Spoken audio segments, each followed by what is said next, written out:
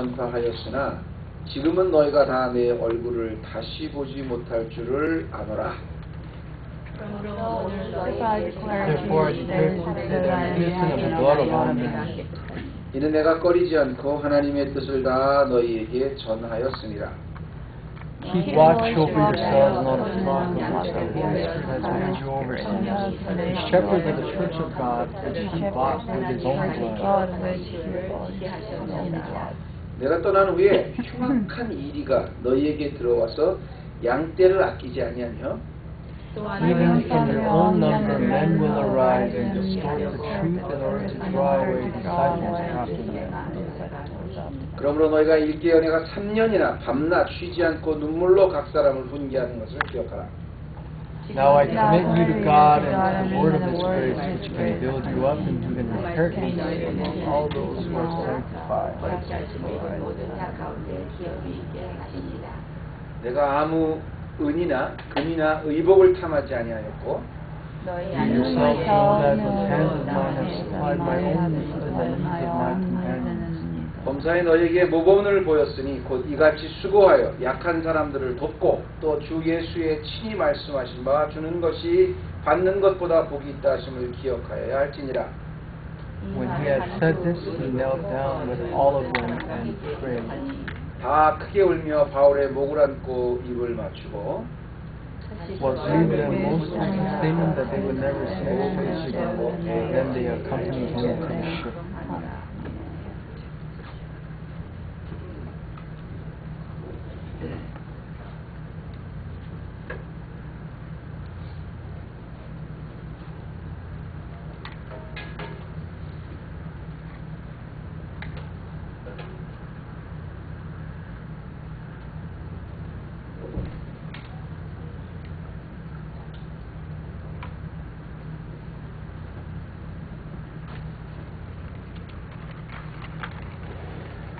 우리가 이제 사람들을 대할 때요, 흔히 가장 범하기 쉬운 가장 큰 잘못이 뭐냐면 보통 굉장히 우리 주변에 있는 사람들에 대해서 내 시각이 굉장히 엄격한 기준을 요구한다는 겁니다.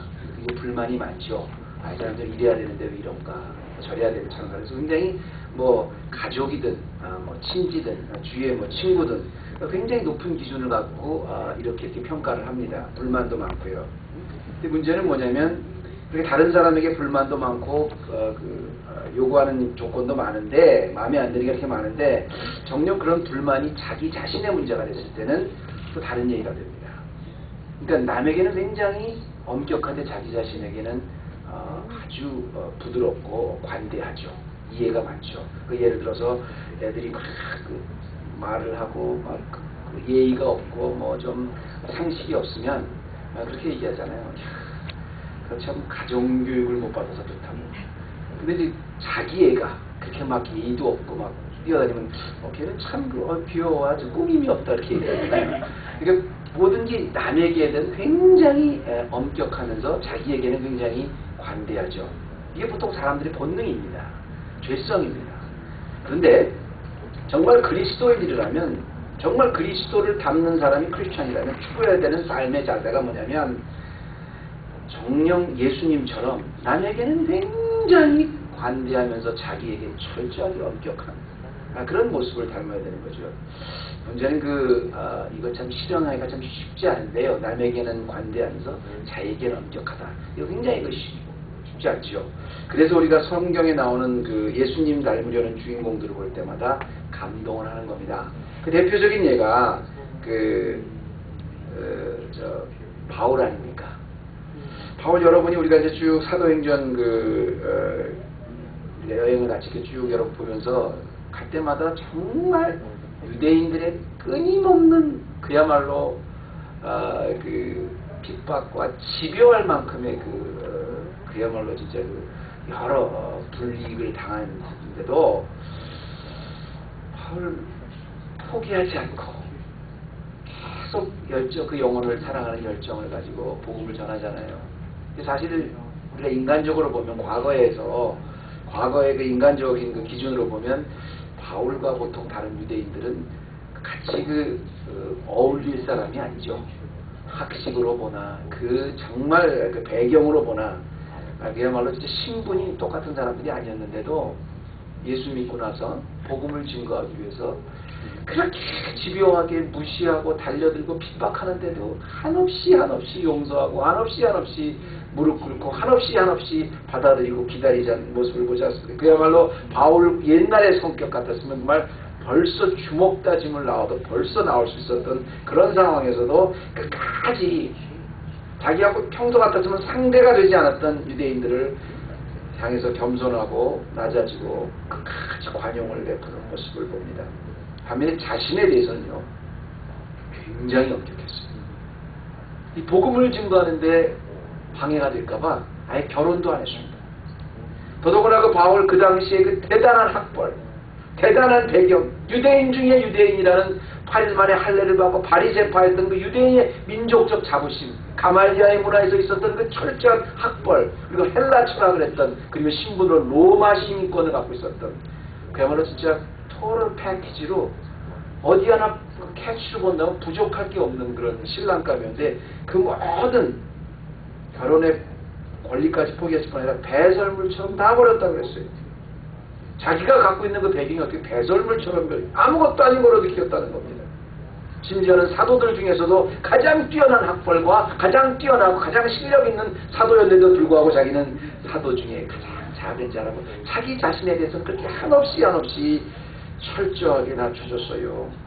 그러니까 남에게는 관대하고 자기에게는 그렇게 철저하게 낮춰지는 모습이 주위 사람들에게 영향을 미쳤겠습니까? 안 미쳤겠습니까?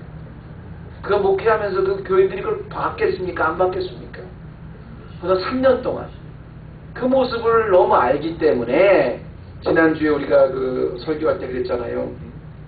지난주에 설교와 오늘의 설교가 계속해서 그 에베소를 떠나면서 에베소 교회 지도자들 향해서 한 마지막 설교인데 지난주에 그러잖아요. 내가 3년 동안 어떻게 목회했는지 일일이 설명하지 않아도 너희가 이미 안다 그랬어요. 알만하죠. 바울이 어떻게 목회했을까 뭐 설명하지 않아도 그 눈물과 겸손으로 영혼을 사랑하는 그 열정으로 그 목회한 거 그 성도들이 다 알고 있었어요. 자기에게는 철저하게 엄격하면서 남에게는 끝도 없이 관대한 예수님 같은 그런 목회적 성품을 에베소 교회 지도자들이 다 알고 있었습니다. 그게 바로 지난 시간에 여러분에게 말씀드렸던 너희도 아는 바니였습니다. 오늘은 바울이 너희도 아는 바니라고 그러기 전에 오늘 또 한 번 자기가 목회한 것에 대해서 너희도 아는 바니 이렇게 표현하는 게 아니라 또 아주 재밌는 표현을 해요. 이제 앞으로 이제 바울은 이 말 이제 내가 떠나고 나서 어떻게 너희들이 이제 목회를 해라, 교회를 인도해라 그렇게 이제 부탁하는 말씀인데 지난 시간에는 내가 어떻게 목회했는지 너희도 아는 바니 이렇게 배워서 그 한마디로 다 정리가 되지 않습니까? 오늘 말씀은 더 재밌는 말씀인데 26절 말씀 잠깐 비춰주실래요? 26절에 뭐라 그러냐면 그러면 오늘 너희에게 증거하는 이 모든 사람의 피에 대해서 내가 깨끗하니 이렇게 했어요. 지난주에는 뭐라 그랬다고요? 너희도 아는 바니. 자기 3년 동안의 목회를 너희 다 안다는 거예요. 오늘은 뭐냐면 오늘 너희에게 증거하는 이 모든 사람의 피에 대해서 내가 깨끗하니라 이렇게 아주 재밌는 표현을 합니다. 모든 사람에 대해서 피가 깨끗하다는 이 말은 뭐냐면 이제 전통적인 이스라엘 사람들의 그 표현 방법입니다. 이 구약시대 때부터 내려오는 그 표현 방법인데요. 예를 들어서 이런 겁니다. 이제 특별히 그 하나님께서 이스라엘 백성들에게 이제 뭘 지시하시고 이끌어 가실 때 원래 이스라엘은 신정 국가잖아요. 하나님 선택된 백성이니까 뭐 이렇게 그 시스템에서 가는 게 아니라 하나님의 명령에 따라서 하나님이 어떻게 하라 가라 그러면 가고 뭐 쓰라면 쓰고 뭐 이런 어쨌든 하라 그러면 해야 되고 하지 말아야 되면 하지 말아야 되는 그런 국가였잖아요. 근데 죄가 없는 하나님을 죄가 있는 사람들이 어떻게 같이 교류를 해요? 하나님이 어떻게 직접 얘기를 해요? 죄가 없으신 하나님 앞에 죄가 있는 사람이 섰으면 죽었어요. 그러니까 하나님의 말씀을 어떻게 전달을 해요? 어떻게 전달을 해요? 그건 이제 우리가 올려드릴 때 제사장을 하는 거고 하나님이 말씀을 할 때 프라핏 선지자들을 통해서 말씀하시죠. 직접 우리가 데니엘에게 뭐 이래라 저래라 이렇게 말씀하는 게 아니라 선지자 사무엘을 통해서 선지자에게 말씀을 주신 그 말씀을 제자들에게 간접적으로 말씀을 주셨어요. 우리가 또 하나님 앞에 올려드릴 때 어떻게 해요? 제사장의 제사를 통해서 올려드리지만 하나님이 말씀을 할 때는 이렇게 그러니까 하나님이 선지자에게 무슨 말을 해라, 너 백성에 가서 지금 이런 말을 해라, 그렇게 말하면 그게 곧 이스라엘의 법이었습니다. 굉장히 중요한 거죠. 하나님이 내가 이스라엘 백성들에게 이런 걸 원한다, 이런 걸 원하지 않는다, 그런 전달해주는 역할을 선지자들이 했기 때문에 과거에, 그래서 여러분 예언이라는 말은 구약에 보면 사실 원래는 대언입니다. 대신 말하는 사람이라는 거예요. 하나님이 대신 말해주셨어요. 굉장히 중요한 거죠. 그래서 원어에 보면 그 대언이라고 되어 있는데, 선지자들이 간접적으로나마 하나님을 대신해서 외치는 것이 얼마나 중요해요. 그런데 만일 선지자들이 하나님이 말씀을 딱 받았는데 그걸 외치지 않았다, 전해주지 않았다, 그럼 선지자가 책임이 있어요. 선지자가 그 벌을 다 받는 거예요. 그런데 반대로 하나님의 말씀을 받은 선지자가 이스라엘 백성들에게 막 외쳤어요. 근데 분명히 선지자가 전달을 해줬는데, 하나님 말씀을 전달했는데 그 백성이 안 들었다, 그럼 어떻게 돼요? 누구한테 책임이 있는 거예요? 백성의 책임이죠. 그때는 뭐라 그러냐면 피가 너희들에게 있다, 이렇게 표현합니다. 그게 바로 너희에게 피가 있는데, 바울은 지금 오늘 말을 인용해서 에스겔 선수의 그 파수꾼에게 책임이 있다 그러시면서, 하나님께서 파수꾼이 외치지 않으면 그 파수꾼에게 책임이 있을 것이요, 파수꾼이 외쳤는데도 듣지 않으면 그 피는 이제 내가 없다, 이런 말이 에스겔에 나와요. 근데 오늘 너희에게 증거하는 이 모든 사람의 피에 내가 깨끗하냐, 이 말 아시겠죠? 나 3년 동안 내가 어떻게 증거했는가, 내가 어떻게 그 사도의 역할을 하는 건 너희가 다 안다는 거예요. 그러니까 이제부터는 뭐야, 난 떠나는 때 내가 전했던 거 듣지 않으면 니네들 책임이라는 겁니다. 피가 내게 없다는 거예요. 그래서 예수님이 돌아가실 때도 그랬잖아요.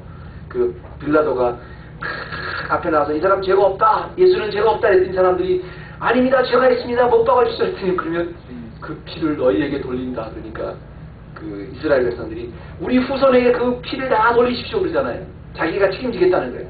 내가 책임지겠다는 거예요. 근데 지금 바울이 모든 사람의 피에 대해 내가 깨끗하니 27절에 이는 내가 꺼리지 않고 하나님의 뜻을 다 너에게 전했습니다. 바울이 지금 떠나기 직전에 내가 3년 동안 어떻게 하나님의 말씀을 너희들에게 전했는가 너희들 다 안다. 근데 그거 지키지 않으면 이제부터는 니네의 책임이야. 이 얘기를 하고 있는 겁니다. 저는 사실 이런 생각을 한번 해봐요. 정말 바울이 어떻게 목회했는지는 다 알았습니다. 바울에게 책임이 없어요. 자기 책임을 다 했어요. 그런데 우리 오늘 교회에서 이렇게 이 말씀을 들을 때마다 이런 생각을 들어요. 그렇게 자기에게는 정말 철저하면서 남에게는 그렇게 관대하게 하나님이 원하시는 것 그대로 다 지켰던 바울. 내 사역은 한마디로 바울이기 때문에 가능하지 않았느냐, 사도이기 때문에 가능하지 않았느냐. 그렇지 않습니까, 목사님? 성도들에게는 그렇게 끝까지 관대하면서 자기에겐 철저하다는 거, 그 사람이 죄성인 게 현실적으로 그게 불가능하지 않습니까? 바울이나 하니까 그렇지 않습니까? 하지만 그렇지 않습니다. 사실은 바울도 우리와 똑같은 성정을 가지고 있었던 사람인데, 그렇게 우리보다 훨씬 더 어떻게 보면 인간적으로 독특한 성격을 가지고 있던 사람인데, 그런데도 불구하고 훌륭한 지도자로 이렇게 자기의 책임을 다 3년 동안 감당할 수 있었어요. 어떻게 그럴 수 있었을까? 그리고 이제 바울이 이제 에베소를 떠나면서 그 교인들에게 너희도 앞으로 이렇게 똑같이 교회를 이렇게 섬겨라, 나같이 이렇게 섬겨라, 그렇게 지도해주는 말씀이 오늘 말씀입니다. 내가 어떻게 섬겼는지는 지난 시간에 너희가 다 아는 바니까 이제부터는 너희들이 나같이 이렇게 섬기려면 이렇게 섬기면 된다. 이러면 예수님 닮아질 수 있다. 이렇게 하는 것이 오늘 말씀입니다. 오늘 몇 가지만 오늘 본문 말씀을 통해서 여러분과 나누면요. 첫째는 여러분 어떻게 바울과 같이 이렇게 교회를 정말 철저하게 자기는 버리고 정말 교회를 위하는 그런 모습으로 섬길 수 있습니까? 첫 번째, 한마디로 교회를 바울과 같이 정말 소중히 여기고 귀중하게 돌보라는 겁니다. 소중하게 여기고 귀중하게 돌보라는 거예요. 교회에 대한 시각 자체를 너무너무 소중하게 이렇게 바라보라는 거예요. 우리가 매너리즘에 빠져서 막 교회라는 게 너무 교회가 있구나, 존재하고 있는데 교회를 너무너무 소중하게, 가장 소중하게 돌보는 시각을 먼저 가져야 돼요. 이러면 이제 바울과 같이 교회를 섬길 수 있어요. 이 시각 자체를 제가 물어볼게요. 우리 28절 볼까요? 28절에 보면 너희는 자기를 위하여 또는 온 양떼를 위하여 삼가라. 이 말씀을 보시면서 뭐라 그러냐면 성령이 저들 가운데 너희로 감독자를 삼고 하나님이 자기 피로 사신 교회를 치게 하셨느니라. 그러니까 너희들에게 이제 내가 없는 동안에 이제 교회를 치게 하셨다. 이렇게 말씀을 부탁하면서 그 말씀을 하면서 뭐라 그러냐면 성령께서 너희들을 그 감독자로 삼고 하나님이 치게 하셨는데 자기 피로 사신 교회를 치게 하셨다 그랬어요.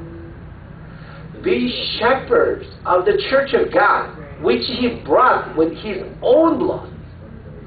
자기의 피로 가지고 온 그 교회를 피로 만드신 사신 교회를 샀다 그럴 때 이 말씀에 근거해서 우리가 오늘날 2000년 전까지 오늘 우리가 교회를 얘기할 때는 항상 피로 사신 교회를 말을 많이 해요. 그리고 우리가 이제 그 교회에서 그 기도할 때 우리가 대표 기도할 때 그러지 않습니까?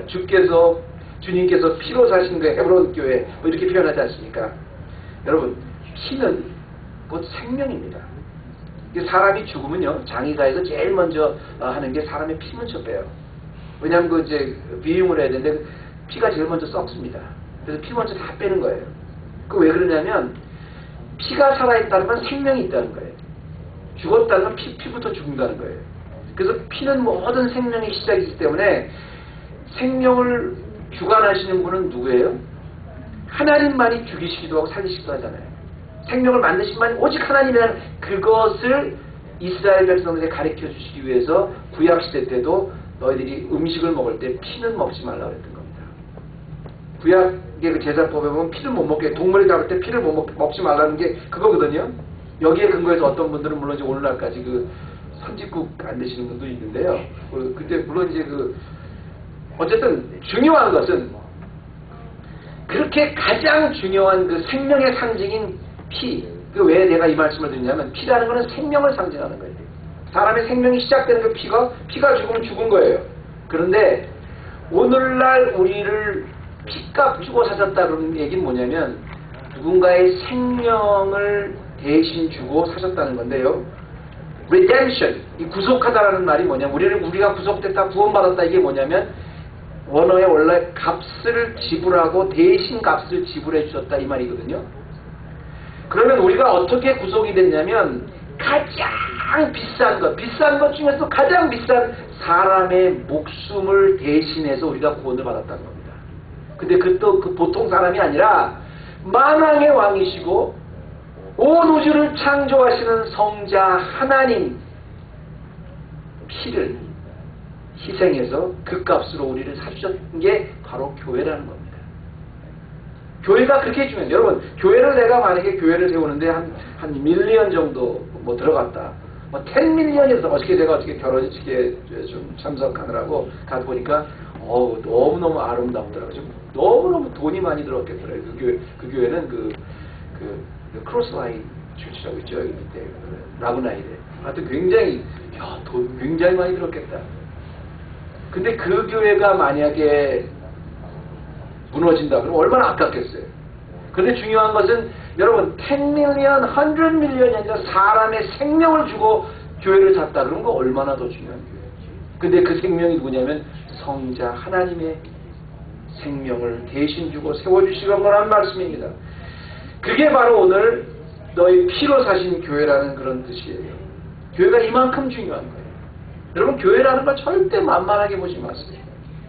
교회가 요즘 교회 많아. 여러분 그렇게 생각하지 마시고요. 교회가 얼마나 중요하다는 것을 먼저 인식을 하시고 그 다음에 여러분 교회 생활을 하셔야 돼요. 그래야 바울과 같이 자기에게는 철저하고 남에게는 관대한 그런 아주 성숙한 신앙의 지도자로 자랄 수 있는 겁니다.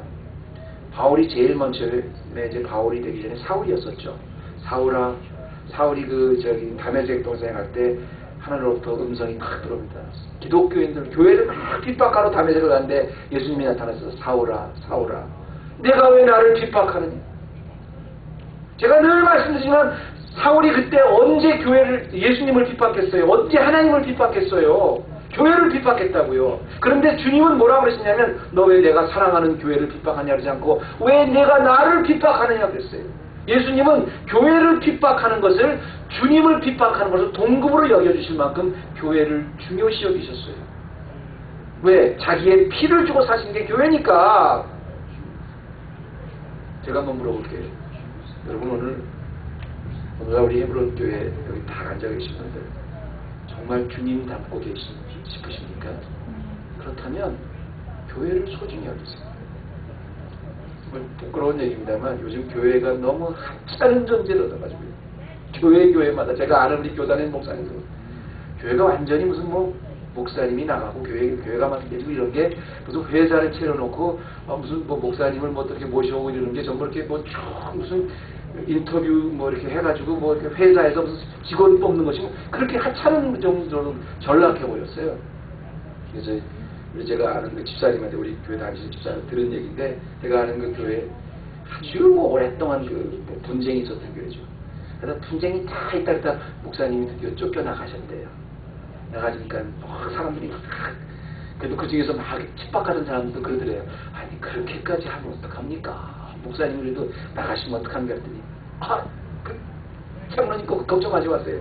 그 목사님 나가도 LA 100불짜리 목사들 많아요.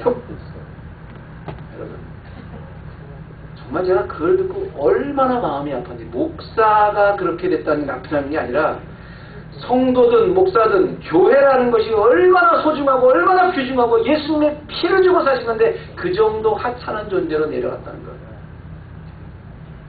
교회는 그냥 내가 먼저 왔으니까 내가 권리가 있습니다. 기득권을 주장하는 그런 것이 아닙니다. 교회를 통해서 내가 무엇을 얻을까 이익을 충고하는 것은 얄팍한 감정이 통하는 것이 아니에요. 교회는 주님이 자신의 생명을 희생해서 대신 우리 대신 값을 지불해 주시고 세워주신 겁니다. 여러분 우리 감사하십시다. 아멘 하십시다. 에클레시아 이만큼 소중한 교회로 나를 세워주신 것 정말 그 소중함을 자각하는 것이 바울과 같은 성숙한 신앙인이 되는 첫 번째. 두 번째 바울이 또 특별히 이제 내가 간 후에 이렇게 하라고 부탁한 아주 두 번째 아주 중요한 요소가 있는데요. 그래야지 바울 같은 지도자가 될 수 있는데 두 번째는 말씀을 분별하는 능력을 기억하는 거예요. 잘 들으세요. 말씀을 분별하는 능력을 기억해요. 자 31절 한번 볼까요? 그러므로 너희가 읽게요. 내가 3년이나 밤낮 쉬지 않고 눈물로 각 사람을 훈계하던 것을 기억하라. 바울이 3년 동안 정말 얼마나 에베소교에서 열심히 목회했어요. 열심히 목회했죠. 그야말로 낮에는 진짜 복음 전도하고 밤에는 또 두란노 서원에서 오죽하면 나중에 이제 그 바울의 그 열정 그 말씀을 전하려는 그 열정이 너무 좀 지나쳐가지고 지난번 드로아에서는 말씀 듣다가 막 그냥 호롱 뿌리는 데서 그 더운 데서 그것도 모르고 그냥 시간도 모르고 계속 가다가 말씀도 졸다가 떨어져 죽은 사람까지 있었잖아요. 그만한 열정을 가지고 3년 동안 정말 성실히 말씀을 가르쳤어요. 그런데 그게 훈계하는 것을 기억하라. 너희가 읽게요. So be on your guard. Remember that for 3 years I never stopped warning each of you night and day with tears. 눈물로 너희들에게 훈계하는 것을 너희들 잊지 말아라. 이 말씀은 뭐냐면요. 단순히 내가 말하는 거 그냥 기억만 하고 있어라. 그 말이 아니라요. 이 다음 말씀을 이렇게 쭉 보면 내가 그만큼 너희들에게 말씀을 전했으면 이제 너희들이 이제 교회의 지도자로 성숙해가는 과정 속에서 이 정말로 그 말씀을 너희 스스로 이제 분별하고 그 말씀을 판단할 수 있는 그 능력을 함양하라는 뜻인데요. 자, 우리 28절 다시 한 번만 좀 봐주실래요? 28절에 다시 한번 뭐라 하냐면 너희는 자기를 위해서 또는 온 양떼를 위해서 삼가라. 이렇게 그 원인이 나오죠. Keep watch over yourself and all the flocks of which the Holy Spirit has made you overseers. 그렇죠?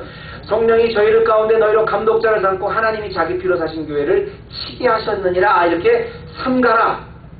이렇게 말을 하면서 그 말이 끝나자마자 29절에 내가 떠난 후에 잘 들으세요. 이 표현. 내가 이제 떠나는데 내가 떠나자마자 흉악한 이리가 너희에게 들어와서 그 양떼를 아끼지 아니할 것이다. 이렇게 말씀을 합니다. 무서운 말씀입니다. 교회에 있을 환난에 대해서 얘기하면서 제일 먼저 바울이 원의했던 건 뭐냐면 내가 이제 너희 에베소 교회 떠나고 나면 흉악한 이리가 너희에게 들어온다 그랬어요. 야, 굉장히 무서운 말인데요. 이제 흉악한 일이란 말이 무슨 말이냐면요. 여러분이 이제 우리는 이제 한국 사람들 또 이제 일본 사람들 뭐 중국 사람들 이런 분들은 다 극동아시아에서 그 살았던 배경을 갖고 있는 사람들은 전부 원래 농경 문화권에서 오랫동안 살았기 때문에 이 흉악한 일이란 말의 뜻을 잘 마음에 안 와닿습니다. 그러나 이스라엘 사람들은 목축업을 전통적으로 하던 사람들이기 때문에 이 말이 무슨 말인지 금방 알아요. 목축업을 치는 목자들에게 이리가 얼마나 무서운 존재라는 것을 알아요. 근데 제가 선교를 한번 가보니까 그 터키 또 이 몽골 뭐 이런 데서는요 이 평야에서 목축업을 하고 사는 사람들은 이 말을 금방 더 우리보다 훨씬 더 금방 알아듣습니다. 왜냐하면 이리는요 그 양을 지키는 목자에게 가장 무서운 존재들이에요. 왜냐하면 처음에는 아주 최대 적입니다. 처음에는 이제 양떼들이 많으면 이리가 사실 양인지 이리도 구별도 못해요. 근데 양들 들어왔다. 그럼 그 다음날 아침에 보면 한 마리 두 마리 없어져 있는 거예요. 다 그냥 찢겨 먹었던 거예요. 그러니까 양을 치면서 목축업을 하는 사람들에게는 일이라 그러면 가장 상대하기 힘든 가장 못되고 무서운 짐승입니다. 일이 가장 골치 아픈 거예요. 자기 정말 그 생명과 같은 그 양떼들을 그냥 해치기만 하는, 처음부터 끝까지 도움이 안 되고 해치기만 하는 그런 아주 무서운 존재들인데, 바울이 떠나자마자 이리가 너에게 들어온다는 거예요. 그러니까 바울과 같은 지도자가 없는 교회는 좀 바울이 있었을 때보다 좀 리더십이 좀 떨어지네. 바울이 있었을 때보다는 조금 수준이 낮은 이런 정도가 아니라 너희들의 영혼을 잡아먹는 이리 때가 잡아먹은 것 같은 큰 환란을 당할 것이라는 겁니다. 자, 여기 보면 이리만 들어올 뿐 아니라, 자 보세요. 30절에 또한 너희 중에서도 그 너희들 지금 교회 지도자들 중에서도 제자들을 끌어내서 자기를 쫓게 하려고 어그러진 말을 하는 사람들이 일어날 줄을 내가 안다. 그런데 이 어그러진 말이라는 말은 우리가 한국말로 하지만 영어로 보면 이게 이제 NIV인데요. 이게 참 잘 번역이 잘 됐어요. Even from your own number, man will arise and distort the truth. Distort the truth. 어쨌든 트위스트라고 되어 있었습니다. 근데 이게 맞는 번역이에요. 어그러진 말은 우리가 잘 쓰는 말은 아닙니다만, 이게 어떤 비슷한데 약간 구부러진 것, 왜곡된 것. 요즘으로 말하면 이게 이단이죠. 이단이 그런 거 아닙니까? 왜 다 똑같은데 끝이 조금 다른 그게 이단이에요.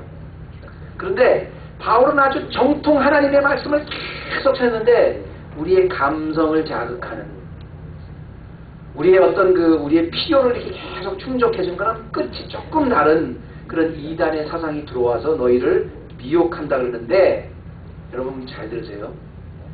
바울이 떠나고 나서 교회가 당할 그 엄청난 환란보다 더 무서운 게 바른 말씀을 듣지 못하고 바른 말씀을 곡해해서 자기 감정에 맞게 감언이설로 유혹해서 듣는 말씀이 더 무섭다는 겁니다.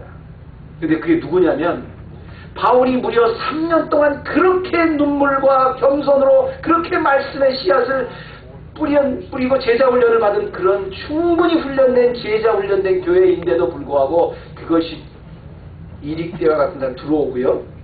거기에 문제는, 더 중요한 건 거기에 또 미혹되는 사람들이 분명히 있을 거라는 거예요. 여러분, 그 정도로 충분히 제자 훈련됐고 그 정도로 두란노 서원에서 그렇게 오랫동안 정말 말씀으로 바울에게 정통 복음을 받았으면 이제 그 귀가 좀 디스전할 수 있는, 분별할 수 있는 능력이 생겨야 되잖아요.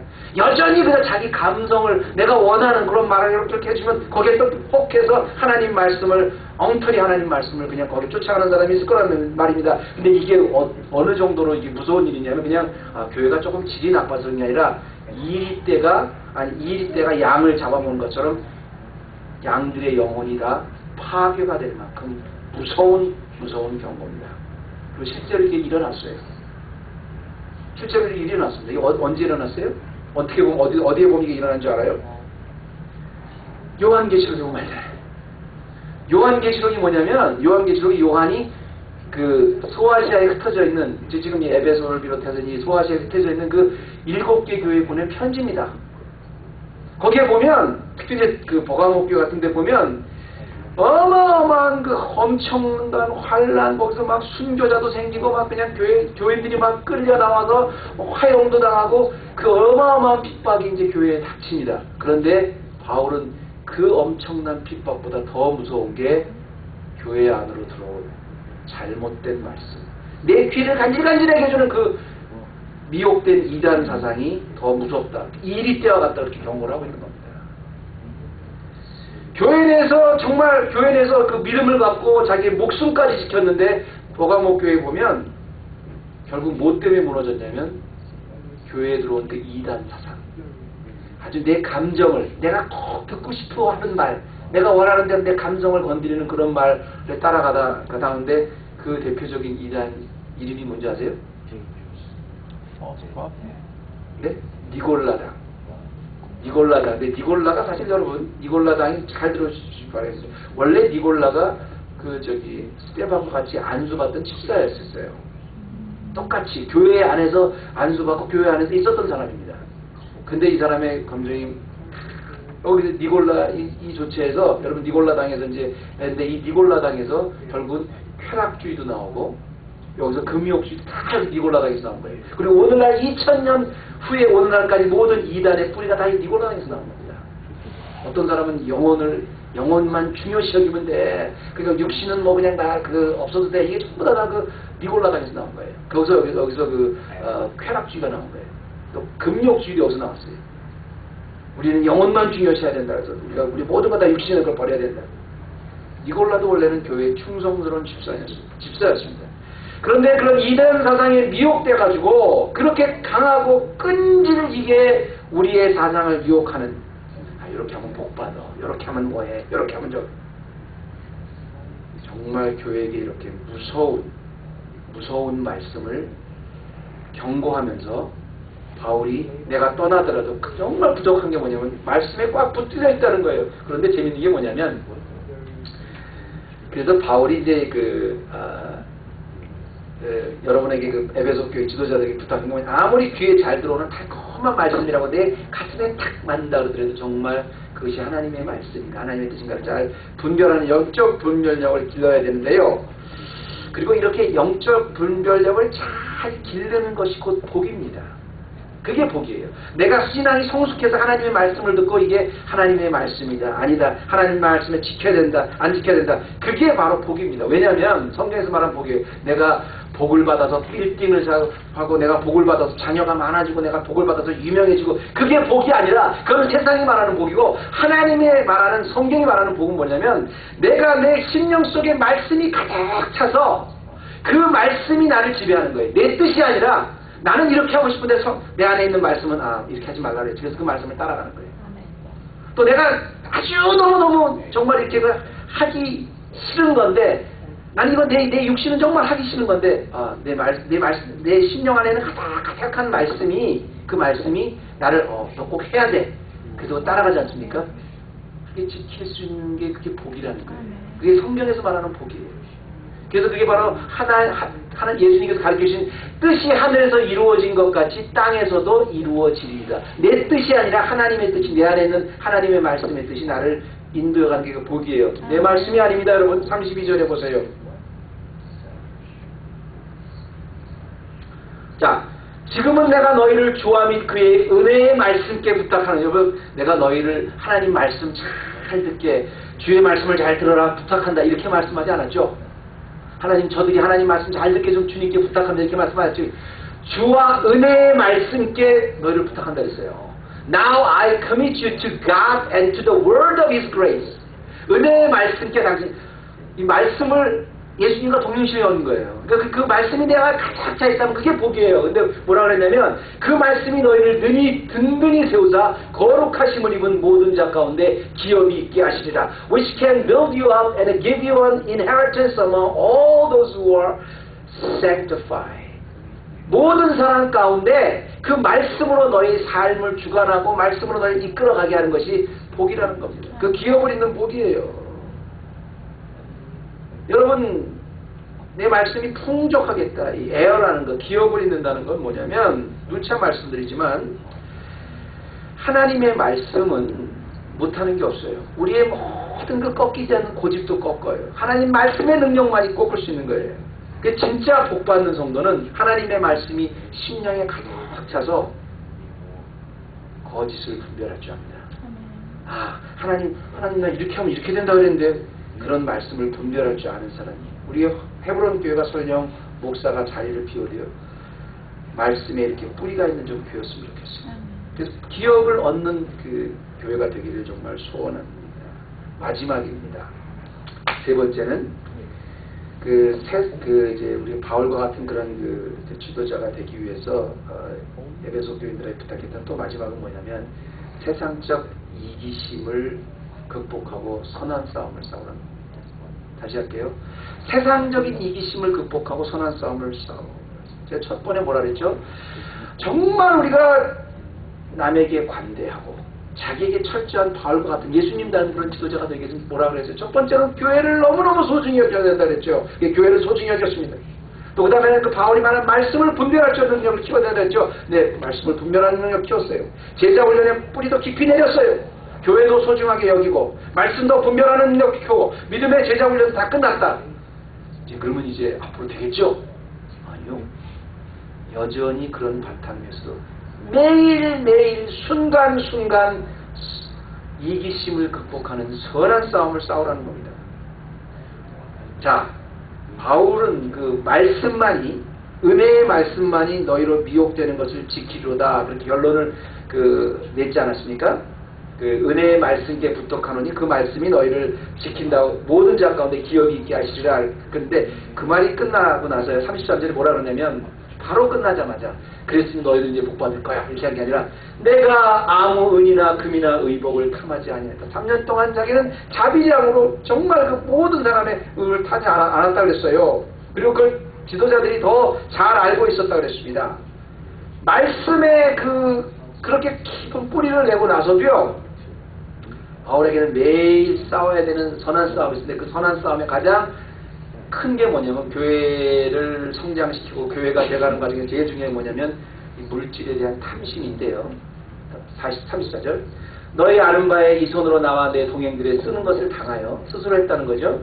범사에 너에게 모범을 보여주고 이같이 수고하여 약한 사람들을 돕고 주 예수의 친히 말씀하신 바 주는 것이 받는 것보다 복이 있다 하심을 기억하여야 할지니라. 여러분 지금 아까 우리가 복의 얘기를 했습니다만 바울이 매일매일 그 선한 싸움을 싸워야 되는 이런 겁니다. 제가 이거 먼저 설명하고 제가 선한 싸움이 뭔지에 대해서 설명드리겠습니다. 예수님이 그 제자들에게 이제 발을 씻겨주실 때 일일이 다 발을 씻겨주시니까 베드로는 못 씻겠다 했거든요. 감히 선생님이 내 발을 어떻게 씻깁니까? 그랬더니 바울이 아니다. 내가 네 발을 씻기지 않으면 나 상관없으니까 베드로가 또 타열질 아닙니까? 그럼 발 씻어주세요. 그러니까 아니 목사님 저 다시 한번 목욕과 다시 씻어주세요. 했더니 한 번 발을 씻은 사람은 한 번 모욕한 사람은 다시 발 씻을 필요 없다. 그러니까 예수 그리스도로 고백하고 주 그리스도의 그 제자가 된 사람은 다시 고백해서 예수님 될 필요가 없어요. 그 마음에 다만 뭐냐면 내가 예수 믿고 완전히 변해서 새 사람이 됐다 그래도 매일매일 내 발은 씻어야 돼요. 뭐를 통해서? 회개를 통해서. 아무리 내가 주님의 구원을 이뤘다고 해도요 매일매일 내 삶 속에서 내 말씀이 지시하는 것에 따라서 매일매일 회개해서 내 발은 매일 씻어야 돼요. 자, 그게 매일매일 발을 씻는 행동 하나하나가 그게 선한 싸움인데요. 그 선한 싸움의 가장 중요한 게 뭐냐면 내가 매일매일 씻어야 되는, 내가 매일매일 바꿔야 되는 그 선한 싸움의 가장 중요한 게 뭐냐면 물질에 대한 탐심입니다. 여러분 교회가 처음에 세울 때 제일 사도들이 경고했던 경우에 아나니아와 삽비라 사건이 나와서 물질이 그만큼 세다는 거잖아요. 제가 왜 이 말씀을 드리냐면 왜 바울이 교회는 이렇게 내가 했다 그러면서 너희들은 나갈 때 이렇게 해라 그래서 가장 중요하게 물질에 대한 탐심을 경고하고 주는 자가 받는 자보다 복이 있다 이렇게 얘기를 했냐면요. 여러분 결코 사도행전 전체를 통해서 말하는 역사가 뭐냐면 물질에 대한 탐심은 결코 만만한 상대가 아닙니다. 여러분 분명히 아십시오. 전 제일 좀 의심되는 사람이 이런 사람이에요. 목사님 저 은혜 받고 났어요. 물질을 초월하게 됐어요. 전 탐심 없어요. 전 이제 아까운 거 없어요. 그런 사람이 조금 좀 위험한 사람입니다. 사람은 물질을 초월할 수가 없어요. 그 탐심이라는 게 얼마나 세냐면 그 탐심이, 물질에 대한 탐심이 내가 남만큼 살아야 되는데, 내가 남만큼 이겨야 되는데, 그게 얼마나 강하냐면요. 예수님이 물질과 하나님을 겸하여 섬길 수 없느니라서 우리들의 그 죄에 대한, 물질에 대한 파워를 하나님과 동급으로 그렇게 큰 거라고 예수님이 경고해 주셨어요. 주님의 교회가 되었다고 해도, 말씀을 분별하는 능력이 있다고 해도, 주님 교회를 그렇게 소중하게 여긴다고 해도, 내가 주님의 디사이플이 됐다고 해도 매일매일 내가 이 물질에 대한 탐심이 얼마나 나를 유혹하고, 물질에 대한 파워가 말씀의 파워보다 더 누르려고, 더 오버하려고 하는 거를 내가 알고 매일 찢지 않으면요, 무너질 수밖에 없어요. 그래서 34절에 결론적으로, 죄송합니다. 35절에 주는 것이 받는 것보다 복이 있다 그랬어요. 여러분, 이 말을 하면 또 여러분이 이렇게 생각할지 몰라요. 주는 것이 받는 것보다 복이 있다. 이 말을 누가 했냐면 바울이 했어요. 에베소 교회에서 가장 가난한 바울이 했어요. 아까 제가 그랬죠. 자기 자신에게는 굉장히 관대하면서 다른 사람, 남에게는 굉장히 엄격한 게 우리의 죄성이라고 해요. 바울이 이렇게 자기 자신에게는 엄격하면서 남에게는 아주 철저했던, 남에게는 굉장히 관대하면서 자기 자신에게는 아주 엄격할 수 있었던 이유가 뭐냐면 바울이 먼저 그랬어요. 바울 자신이 먼저 그랬어요. 바울이 무슨 주 형편이 돼서 주는 자가 되었겠습니까? 정말 쪼들리는 자였었잖아요. 너무너무 쪼들리는 자이고 한 푼도 없었던 사람 아닙니까? 그런데도 주는 자가 복이 있다.